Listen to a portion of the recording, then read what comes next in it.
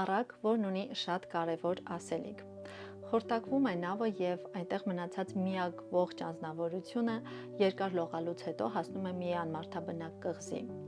Նա հասկանում է, որ օգնություն չի լինելու եւ որ ինքը մնացել է մեն-մենակ վայրի գազանների հետ։ Իր վերջին ուժերով եւ տքնաջան աշխատանքով նա փորձում է իր համար կացարան պատրաստել փայտից ու սնունդ հայթայթել անտառից, բայց միևնույն ժամանակ նա չի կորցնում հույսը եւ հավատը, որ մի օր կվերադառնա հետ։ Եվ մի օր, երբ նա գնում է հերթական անգամ սնունդ հայթայթելու անտառից, այդ օրը ուժեղ անձրև ու ամպրոպ է լինում։ Երբ նա վերադառնում է, նա գտնում է իր կացարանը բոց կլտացող վիճակում, կայծակն էր հարվածել։ Նա ուժասպառ ու հուսահատ ծնկի է իջնում եւ չի կարողանում զսպել իրեն, հարցնելով, թե ինչու դա պատահեց իր հետ։ Նա այնքան է ուժասպառ լինում եւ հուսահատված, որ